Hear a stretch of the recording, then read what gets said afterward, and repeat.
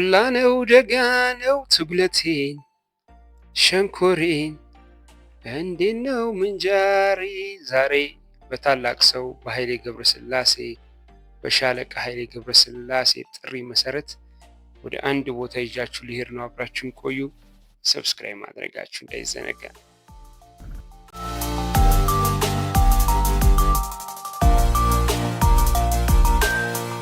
ለናችሁ ለቤተሰቦች ያው ዛሬ ቅዳሜ ነው፣ ወጡ በቅቤ ነው። ከኃይሌ ግራንድ እየተነሳ ነው።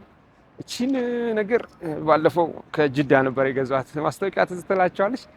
እርግጥ አሪፍ ጊዜ ነበር እዛ የሚያሳለፍኩትኝ። ጅዳ ነበር የገዛኋት። የመጀመሪያ ጉዟን አብራኝ እየተጓዘች ነውና በጣም የወደድኳት ቦርሳ ነበረች። ዛሬ ኃይሌ ወደ ደብረ ብርሃን አዲሱን የኃይሌ 12ኛው መሆኑ መሰለኝ። ከዚህ በፊት ጅማ አስመርቀን ነበር። አሁን ደግሞ ደብረ ብርሃን እየሄድን ነው። ከኃይሌ ጋር ነው፣ ከታላቅ ሰው ጋር ነው። አብረን አሪፍ ጊዜ እናሳልፋለን። ሌትስ ጎ ቱ ደብረ ብርሃን ጋይስ።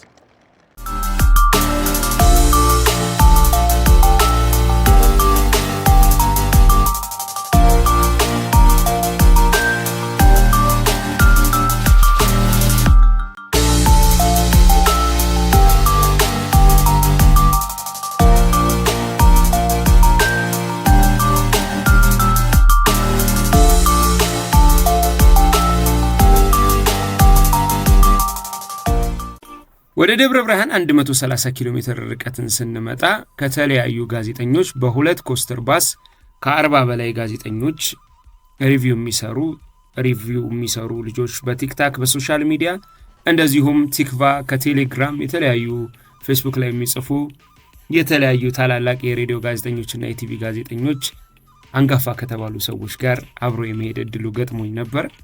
ኃይሌ ሪዞርቶችና ሆቴሎች የሚታወቅበት የስነ ምግባርና የመልካም መስተንግዶ ባለቤት ነውና በዚያ መሰረት ማኔጅመንትና አስተዳደሩ እንዲህ በመታያቸው መንገድ እንኳን ደህና መጣችሁ ብለው ተቀብለውናል። ኃይሌ መሃል ደብረ ብርሃን ላይ የሰራው አዲሱ ሆቴል 123 ሩሞችና 6 መሰብሰቢያ አዳራሾችን የያዘ ቦታ ነው። እንዲህ እንደምታዩት በባህል ጭፈራቸው ደምቀው እያዜሙልን የደብረ ብርሃን ልጆች በጣም ደስ ብሎቸው በተሰራው ነገር በጣም ብዙ ሰራተኛ ከ200 በላይ ሰራተኛ አጠቃላይ ስራውን ሲጨርስ ደግሞ ከ300 በላይ ሰራተኛ እንደሚይዝ የተነገረለት ይሄ ትልቁን ሆቴል ለመመረቅ ደብረ ብርሃን ከትመናል።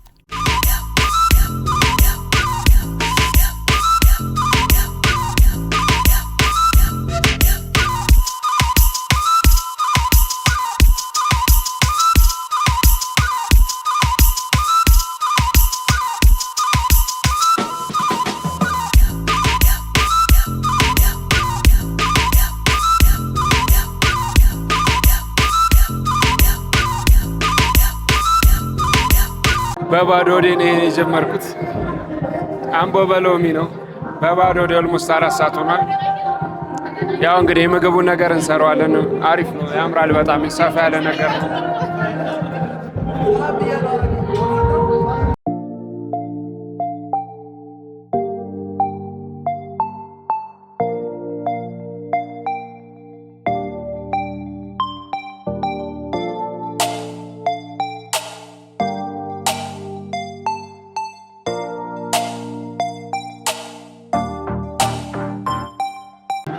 ደብረ ብርሃን ከመጣ 2 ዓመት አካባቢ ሆነኛል። ከጎን እርግጥ 3 ቀን በጣም ከባድ ታሪክ አሳልፌ ነበር። የሆነ ሆኖ ቁርሳችንን ይዘናል። ከተነሳን ኦልሞስት ከ3 ሰዓት ምናምን አካባቢ በኋላ ነው።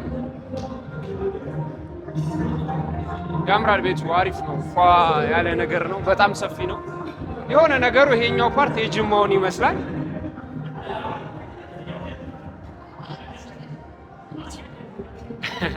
ደብረ ብርሃን ተከስተናል። በመጀመሪያ ደረጃ እንብላ።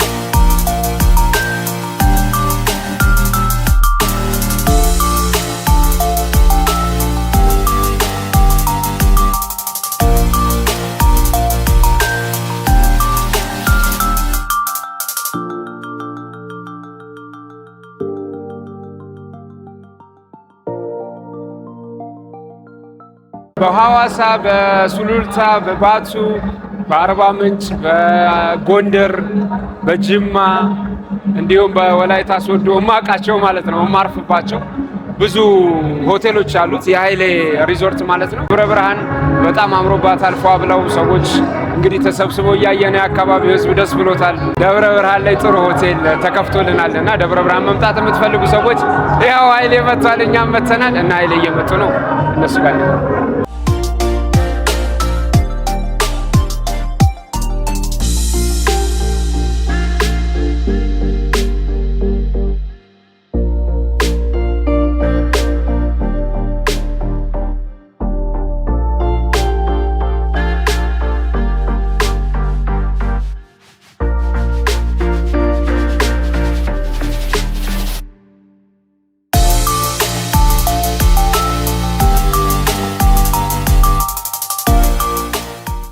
ኃይሌ ሆቴሎችና ሪዞርቶች ግሩፕ 11ኛ መዳረሻውን በ1.9 ቢሊዮን ብር ወጪ ነው ደብረ ብርሃን ከተማ ላይ ስራ ያስጀመረው።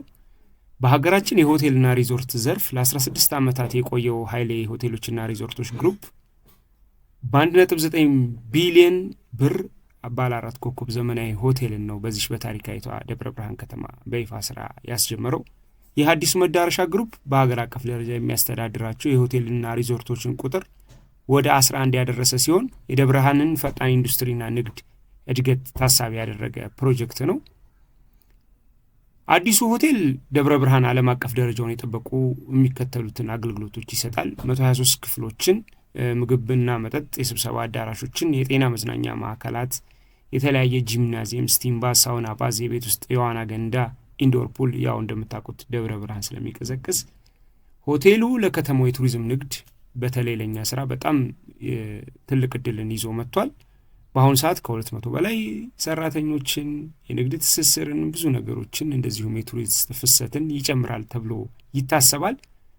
ይቻላል መርህ የተገነባው ይሄ የኃይሌ ሆቴሎች ሪዞርቶች 11ኛው መዳረሻ ነው በደብረ ብርሃን የተገነባው።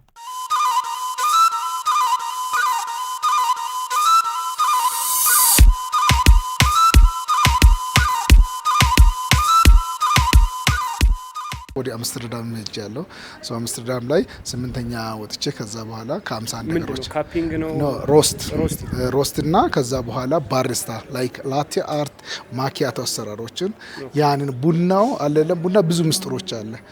ያንን እያንዳንድ ነገሮችን እዛ ትሬኒንግ አድርገህ ከዛ ኮምፒቲሽን ላይ ተሳተፋለህ። ብዙ ሰው ይሳሳታል ብለህ የምታስበው ብዙ ሰዎች ቡናን እኛ ደዌፍ አለን አሁን ቡና ሌላ ቡና ይጠጣል እንጂ ቡና ሴሌብሬሽን ማያመርቱ አገሮች አለ አያመርቱም። ቡናን ዝም ብለው ነው የሚጠጡት። እኛ ጋር ግን ቡና ኮፊ ሴሬሞኒ ጭምር ነው የሚባል። ትክክል። ግን ደግሞ ብዙ ጊዜ የኛ ቡና ሮስት ላይ በጣም ችግር አለበት ይባላል። አንዳንዱ በጣም ያሳርረውና ዝም ብለን የሆነ እንጨት የምንጠጣበትም ጊዜ አለ። ልክ ነው። እንዴት ነገር በጣም ይሳሳታሉ ብለ ሰዎች መታረም አለባቸው የምትለው ነገር ምንድን?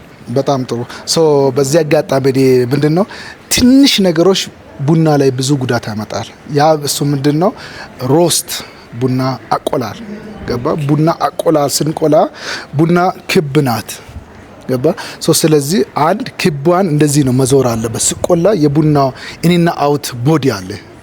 ያንን እኩል እሳት ማግኘት አለበት። ውጭም ውስጥም አለ ቦዲው እኩል ማግኘት አለ። እሳቱን ቀስ ብሎ ነው መብሰል አለበት። አንድ እሱ ነው። ሁለተኛ ደግሞ ምንድነው ያ ቡና ደግሞ ክፍት መቆላት አለበት። አለለ ተከድኖ ነው መቆላት አለበት። ክፍት ሆነበት። አሁን እናቶቻችንና እህቶቻችን እስከሆነ ድረስ ሲያደርጉ የነበረው ቴንኪው በጣም አመሰግናቸዋል። ነገር ግን ልክ አይደለም፣ እዚህ አድርሷል። አሁን ደግሞ ምንድነው የቡና እውቀቶች ቴክኖሎጂዎች ምንድነው ማድረግ አለበት። ተከድኖ ይሄ ስቆላ ያለው ነገሮች ሚባኖ ወይም ጭስ ነገር አለ አይደለም ወይም አሮማ ያ አሮማ ነው የቡናው የጭሱ ነገሮች የሚወጣው አሮማ ነውና ያ አሮማ ማውጣት የለበትም። ተከድኖ ነው መቆላት። እኛስ የቡና ሀገር ላይ ተወልደን ነው። ቡና የሌለበት ሀገር ላይ የሚኖሩ ሰዎች ራሱ አይናቸውን ይከብዳቸዋል። ስራ መጀመሪያ ላይ ቡና ነው የሚጠጡት። እኔ ስብሰባ አቋርጬውላ ነው የጠጡት። እኔ ያችሁት አልቻልኩም። እኔ ደግሞ ልጋብዝና እያልኩ ነው። ይሄው ዋና ሰው እሳቸው ይዘውን እየሄዱ ነው። በጣም ጽድት ያለ ሆቴል ነው የተሰራው ደብረ ብርሃን። ደብረ ብርሃን በነገራችሁ ላይ ይሄን የመሰለ ምድር በዚህ ለሚ በኩል ይሄን የመሰለ መሬት አለ። በጣም ቅርብ ነው። ከዚህ ከደብረ ብርሃን በጣም ቅርብ ላይ የሚገኝ ቦታ ነው። ቡልጋን የመሰለ ቡልጋ በጣም እጅግ በጣም የተደበቀ ኢትዮጵያ ውስጥ ሰዎች ያላዩት በጣም እጅግ በጣም የሚያምር ማለት ብዙ ጊዜ ላሳያችሁ ከሞከርኳቸው በተለይ ቲቪ ላይ በነበርኩበት ሰዓት ኢቢኤስ በነበርኩበት ሰዓት ብዙ ላሳያችሁ የሞከርኩት ቡልጋ። ከቡልጋ አልፋችሁ ደግሞ እዚህ የሚኒልክ መስኮትን ማየት ትችላላችሁ። አንኮበር አለላችሁ።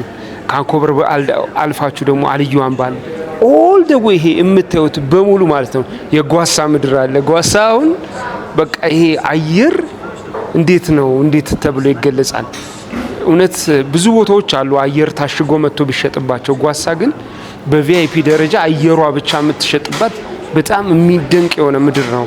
ስፔሲፊክሊ እዚህ ሸዋ ስትመጡና ደብረ ብርሃን ያው እምብርቷ ነች። በጣም ታሪካዊት ከተማ ነች። በአጼ ዘርዓ ያዕቆብ ዘመን ጀምሮ ያለ ነው። አንኮበርና ማን ነው ደብረ ብርሃንና ጎንደርንም የሚያገናኛቸው ነገር አለ።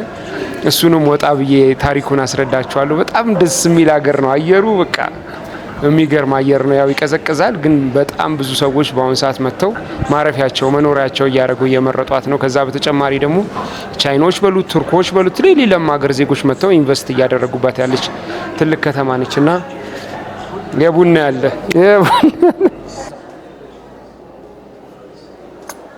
ቢግ ቦስ ተብለናል። ቡናችን እውነት ነው የምላችሁ አልቻልንም እና ደግሞ አንድም ቀረጽ አለብን። ኑ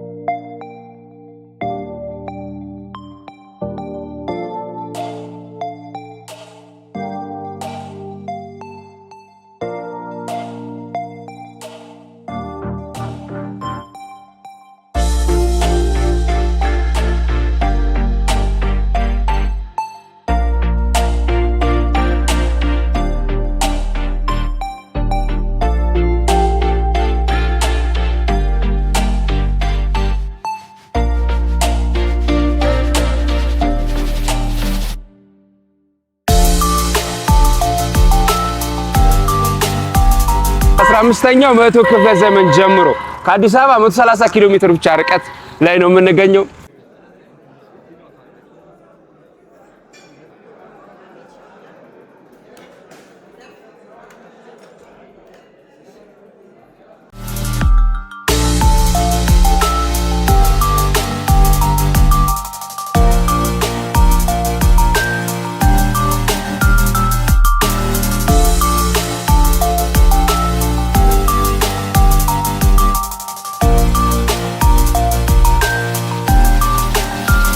ሌላ መዝናኛን ፈጥሮልናል ኃይሌ ሪዞርት ደብረ ብርሃን ላይ ያለው ይሄኛው 123 ሩሞችን አካባቢ ይዟልና እንደዚህ ቁጭ ብዬ ሰውራ እኮ ነው ባይዘው ነው ያምርብኝ ማም ትራቭለር እንደዚህ ቁጭ ብዬ እንደዚህ ማውራት ያው ኃይሌ ሪዞርት በክብር ስለገበዘኝ እንጂ ትራቭል ያረኩ ባወራችሁ ደስ ይለኛል። 6 መሰብሰቢያ አዳራሾች አሉት። ዋና አለው፣ ስቲም አለው፣ ስፖርት ጂም አለው። በጣም ነው የሚያምረው። በጣም ግዙፍ ነው። ሰርቪሱ ደግሞ ያው እንደምታውቁት ኃይሌ ኢትዮጵያዊነትን በደንብ ፕሮሞት የሚያደርግ ነውና የሚገርማችሁ ነገር በጣም ያልታየ ምድር ነው። ስፔሻሊ በቱሪዝሙ ላይ ያለው ሰው ነኝና በቱሪዝም ዴስቲኔሽን በጣም የሚገርም ሀገር ነው ሸዋና ደብረ ብርሃን ላይ ይሄን የመሰለ የሚገርም ሆቴል ተገንብቷል። ደስ ብሎናል። ከዚህ በኋላ ወደ ደሴም ስንሄድ እዚህ ልናርፍ እንችላለን። ወደ ደብረ ብርሃን ነው ወደ ኮምቦልቻም ከዛም አልፈን የምንሄድ ሰዎች እዚህ ማረፍ ትችላላችሁ። ረፈደብኝ የሚባል ነገር የለም። የት ልደር የሚባል ነገር የለም። መታችሁ ፈታ በሉበት። ስለ እውነት በጣም ነው የሚያምረው። ያው ኃይሌ እንደምታውቁት ነውና ደስ ብሎናል። ኦልሞስት 1.9 ቢሊዮን ብር አካባቢ ነው ፈጀ የተባለው። በጣም የሚያምር ቤት ነው። ኑና ፈታ በሉ ወዳጄ። የሸዋ ምድር ላይ ነው ያለነው። ሸዋ በጣም ብዙ ነገሮች ያሉት የታሪክ ምድር ነው። ደብረ ብርሃን ብቻዋን ከ15ኛው መቶ ክፍለ ዘመን ጀምሮ ያለች ታሪካዊት የሆነች ከተማ ነች ደብረ ብርሃን። እምብርቷ የሸዋ እምብርት ማለት ነውና እንደ እድል ሆኖ አብዛኛውን የሸዋ ምድር ለማየት ሞክሬያለሁ። ለምሳሌ ወንድሜ የመጣበት ቦታ የት ነው? ጓሳ። ወደ ጓሳ። እህቴ ወዴት ነሽ? ወደ እንሳሮ። ወደ እንሳሮ።